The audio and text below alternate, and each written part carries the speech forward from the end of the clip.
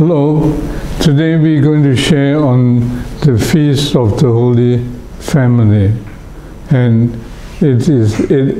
now the Feast of the Holy Family would occur the Sunday after Christmas.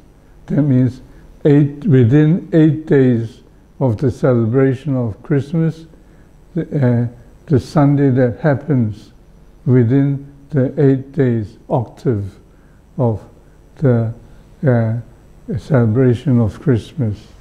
Celebration of Christmas is on the 25th of December, and after the 8 days, within the 8 days after Christmas, is the Sunday occurs on the 29th. So we have the Feast of the Holy Family this Sunday. And here we have the Happy Feast Day of the Holy Family. And today we will share on the 12-year-old Jesus staying behind in the temple to discuss with the scribes and the people of the temple, and discuss with them and ask questions and also give answers. So all who heard him, these people, all who heard him were astounded at his understanding and his answers. So here the 12-year-old Jesus shows something of his special, of himself as the Son of God, as Jesus. First we come to the first reading is of the first of Samuel, the book of Samuel. In those days, Samuel is a prophet, and today we will talk about him here. In those days, Hannah conceived, and at the end of her term bore a son, whom she called Samuel, since she had asked the Lord for him. The next time her husband called him Samuel because she asked the Lord for him. The next time her husband Elkanah was going up with the rest of his household to offer the customary sacrifice to the Lord and to fulfill his vows. So the husband and the whole household would be going to the temple to offer the customary sacrifice and fulfill his vows.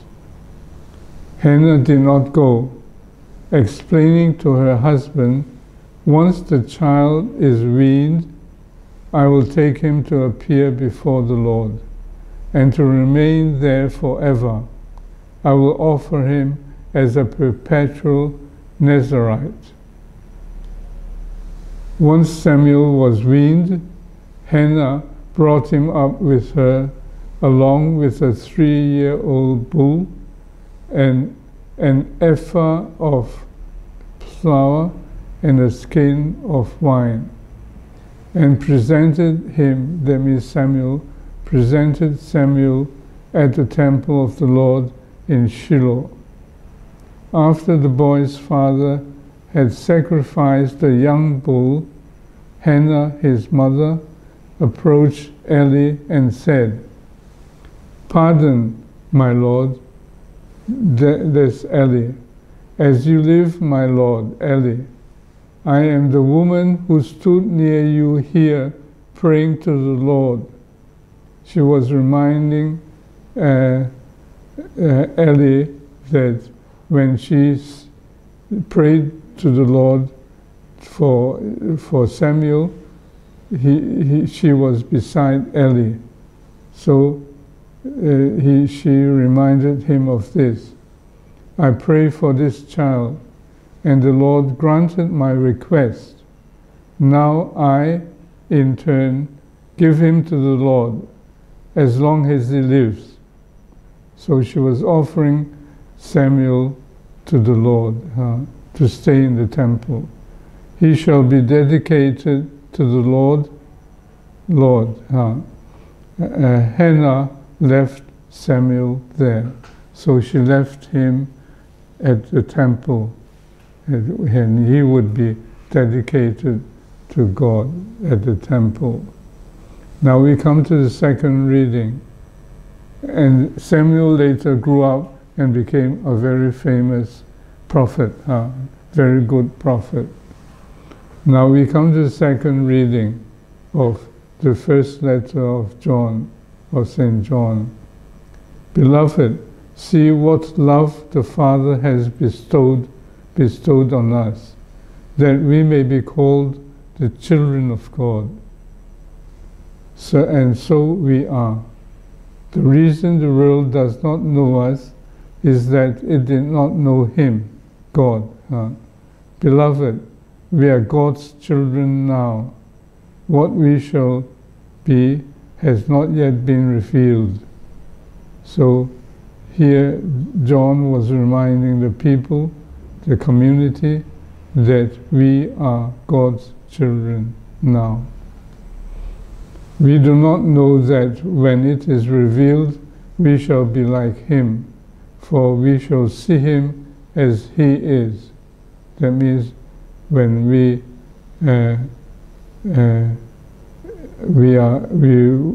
are in heaven and with God, we will see Him as He is. Beloved, if our hearts do not condemn us, we have confidence in God. Our hearts do not condemn us would mean that we don't have a guilty conscience. We are not doing a lot of bad things. We are not sinning a lot. So if our hearts do not condemn us, we have confidence in God and receive from Him whatever we ask. So if we are like that, we can ask what we need from God. And receive from Him whatever we ask, because we keep His commandments and do what pleases Him. And His commandment is this: we should believe in the name of His Son, Jesus Christ, and love one another just as He commanded us. Those who keep His commandments remain in Him and He in them. So if we keep Jesus' commandment, Jesus would remain in us, and we would remain in Jesus, and Jesus would remain in us. And the way we know that He remains in us is from the Spirit He gave us. That means the Holy Spirit will help us to know, to feel that Jesus is with us. The Holy Spirit will help us. Then we come to the Gospel of St. Luke. Each year, Jesus' parents went to Jerusalem for the feast of Passover. And when He was 12 years old, they went up according to festival custom. So when in the past, before Jesus was 12 years old, they would go to Jerusalem for the Passover. But now that Jesus is 12 years old, they took Him along. It's like that He's grown up now. And they went up according to the festival custom. After they had completed its days, as they were returning, the boy Jesus remained behind in Jerusalem. But His parents did not know it. it would seem that Jesus was not very obedient by without telling them and staying back in the temple. But I will explain this afterwards. Thinking that he was in a caravan, they journeyed for a day and looked for him among their relatives and acquaintances. But not finding him, they returned to Jerusalem to look for him. After 3 days, they looked for Jesus for 3 days. They found him in the temple, sitting in the midst of the teachers, listening to them and asking them questions. And all who heard him, that means the teachers who heard him, were astounded at his understanding and his answers. So they were astounded. How could he have such a great understanding? And his answers, how could it be so deep? Okay, so they were astounded by the 12-year-old Jesus.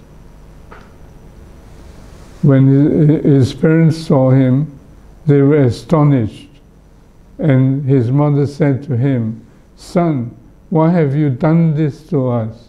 Your father and I have been looking for you with great anxiety." So Mary, his mother, said, "Why are you like that? Why do you make us worry about you so much without telling us?" So here it seems that Jesus was not doing so good.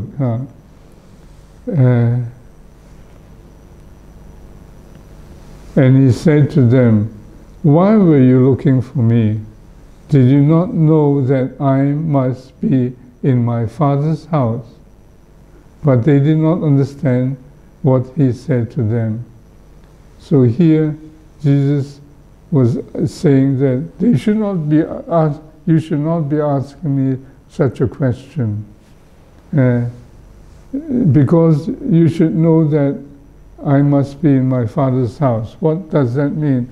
That I must be with my God the Father, and the temple is his house, is a special place of God the Father. But they did not understand what he was saying. I'll explain more later on.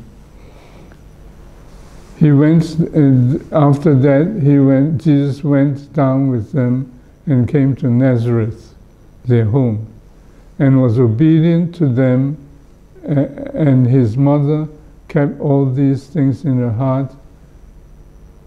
Now it seems that he was not so obedient by staying back without mentioning it, staying back in the temple without mentioning it. But here they stress that Jesus was not entirely like that. At home in Nazareth, he was obedient to them. And his mother kept all these things in her heart. What happened in the temple and what Jesus said. Mary did not understand everything, but she kept these things in her heart, meditating on them and thinking about them. And so this is Mary. And Jesus advanced in wisdom and age and favor. So Jesus was growing up and he advanced in wisdom, age and favor before God and man. So here Jesus was growing up in Nazareth, still obedient to Mary and Joseph, his parents. So here we talk about the happy feast of the whole family, and we should stress our family also. And here Jesus, 12-year-old, was the first time that he publicly revealed himself as something special. he is the Son of God, and he is Jesus Christ. And he reveals something of himself here among them, among the teachers. And all who heard him were astounded at his understanding and his answers. So this is a 12-year-old might be regarded at that time as a grown-up boy. A grown-up boy can do something special. So he was somewhat independent and somewhat special. He showed it out. Now we relate this to the Feast of the Holy Family. And we just saw that all were astounded at the understanding and answers of the 12-year-old Jesus.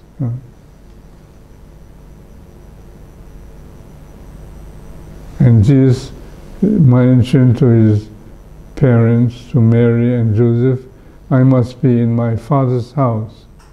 But they did not understand. So here, they did not understand he was speaking about God the Father as his Father, and also the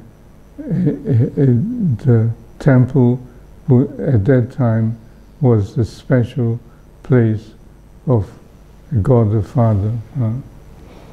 But they did not understand everything that Jesus implied. We just saw that, And then, but after that, child Jesus went down with his parents to Nazareth and was obedient to them. So here showed a bit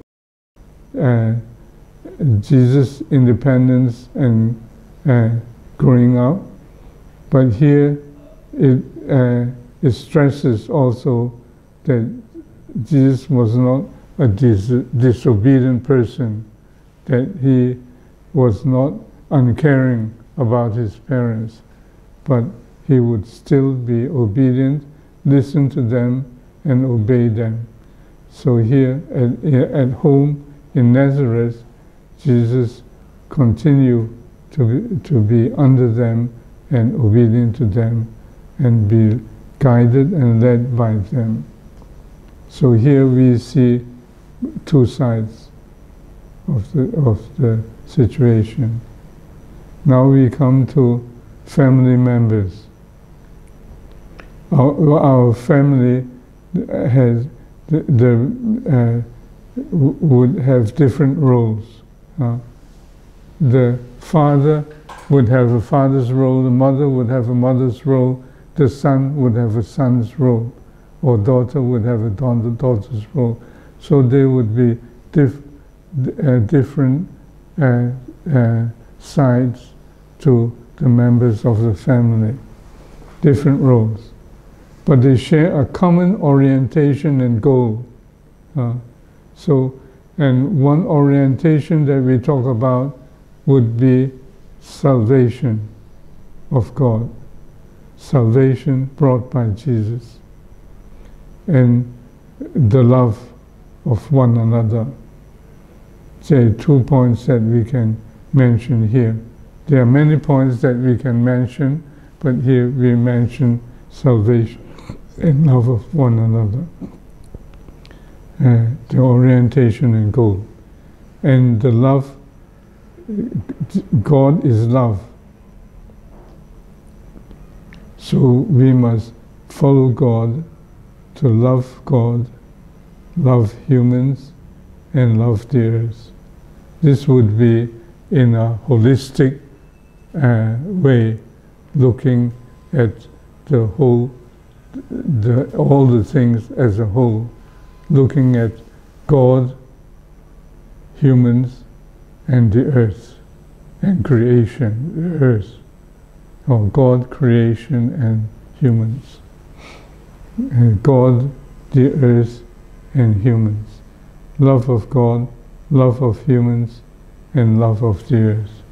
If we love God and love humans, but do not love the earth, we are missing something. If we love the earth but do not love humans, we are missing something. And if we do not love God, we are missing the most important thing. So we must have all three as a whole, as a holistic one.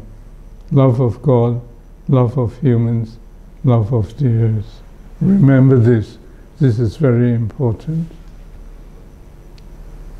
Now we come to Hong Kong, as we have mentioned about the schools the last 2 weeks, and here we mention it again. The 5-year energy saving action plan of 100 Catholic schools can be extended to other Catholic schools. We have about 300 Catholic schools, so we can extend it to the other 200 schools. And also we can extend it to parishes. Why do not parishes have such an action plan? And while the schools, we extend to schools and parishes, we can expand to families also. Even when from the Catholic schools, we can extend to the families. So we can extend this, and we need to extend this to the whole world with United Nations. But maybe I'll mention this next week. Okay, so here we include these things in the Feast of the Holy Family, and must also relate this to our own family and our family members and the love of God. Okay, God bless. And we have to love the earth, remember. Okay, God bless.